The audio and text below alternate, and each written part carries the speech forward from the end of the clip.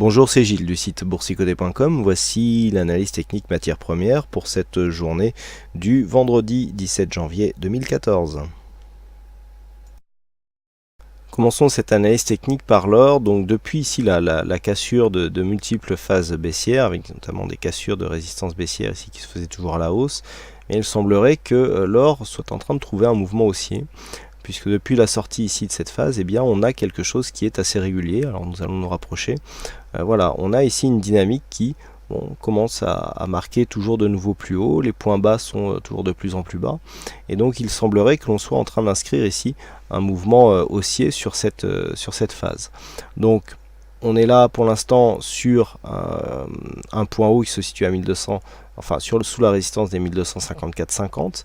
On a testé cette zone et vu la dynamique, il ne serait pas étonnant que cette zone soit cassée pour atteindre ici les 1267 qui représentent les 161,8% de Fibonacci appliqués à la précédente phase de consolidation. Alors par contre, ici suite à la cassure que nous avions eue, on était revenu sur le 61,8, donc on n'aura pas eu une cassure directe. Donc là on a beaucoup moins de probabilité de revenir sur cet objectif, mais cet objectif est toujours valable. Donc pour ceux qui jouent les retracements de Fibonacci, on fait beaucoup de trades gagnants sur cette stratégie de breakout, mais de temps en temps c'est perdant. Alors après on pourra réfléchir un petit peu à l'utilisation du stop. Je sais que les avis sont nombreux à ce sujet, mais voilà, si on n'avait pas été stoppé à cette zone là, eh bien on se serait laissé la chance d'aller plus loin, mais après s'il n'y a plus de stop, il y a plus de risques, etc. Donc bon, le débat est ouvert. On en discute de temps en temps sur le chat, notamment avec certains, et je dirais que la vérité, personne ne la possède. C'est toujours en tout cas un très bon sujet de discussion qui débouche souvent sur la vision qu'a chacun du money management.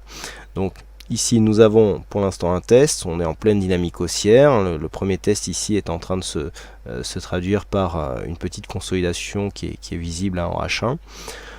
On est ici sur une phase de reprise dynamique. On a eu ici dépassement ici de cette zone. Il faudrait maintenant que l'on continue sur cette dynamique et que l'on dépasse ici les 1254,50 pour vraiment valider une continuité. Si on échoue ici sous cette zone, il y aura quand même des marques d'affaiblissement qui apparaîtront. On a une divergence qui est en cours. Vous voyez que si cette zone ici est une zone de point haut, ici le RSI va commencer à baisser et donc on aura un point haut inférieur à celui qui était précédemment pour une zone horizontale. Idem sur le stochastique. Quant au MACD, je n'en parle même pas. Donc attention, ici on est potentiellement ici sur un début de phase de retournement. Actuellement, la configuration laisse la place à une cassure de cette zone des 1254. Donc rien n'est joué. La bougie ici n'est pas clôturée. On a encore une bougie derrière. On peut encore voir venir. Donc si la cassure ici intervenait sur le gold, l'objectif serait 1267 $ l'once, et cela nous mettrait en perspective d'une possible cassure ici de cette zone de résistance. C'est personnellement quelque chose que je préconise depuis qu'il a été constaté que de nombreuses résistances baissières avaient été cassées à la hausse. C'est un retour ici sur cette zone de résistance qui est une résistance long terme, puisque nous avons on va élargir un petit peu le graphe, on verra peut-être un peu moins les cotations. Voilà, c'est quelque chose de long terme. Dans les premiers contacts sont ici donc en début 2013, et donc cette résistance est vraiment une résistance de tendance long terme. S'il y avait une cassure ici de cette zone, eh bien nous aurions des signaux assez importants du point de vue de la tendance long terme de l'or. Donc à surveiller vraiment comme le lait sur le feu cette zone. Donc pour l'instant, on surveille 1254, objectif 1267 en cas de cassure. Par contre, ici, sur une cassure de ce point bas qui se situe à 1234 $ l'once, eh bien, il y aurait rupture de la dynamique haussière puisque nous aurions un point bas significatif qui serait cassé. Et dans ce cas-là, on invaliderait ce mouvement avec un retour qui devrait, dans un premier temps, s'effectuer sur 1227 $ l'once. Sur le WTI, là aussi nous sommes dans une phase de continuité. On était venu tester ici cette zone des 92,40. On va effacer ce Fibonacci. Suite à un premier échec, eh bien, on avait franchi cette zone assez facilement. On s'était retrouvé ici sur 91,50. Et depuis le deuxième test des 91,50, eh bien, les cours sont dans une phase positive court terme. On est venu marquer ici un contact avec la bande de Bollinger supérieure. On revient chercher des points de contact ici sur la moyenne mobile 20 exponentielle, deuxième contact, et ensuite la dynamique ici se poursuit.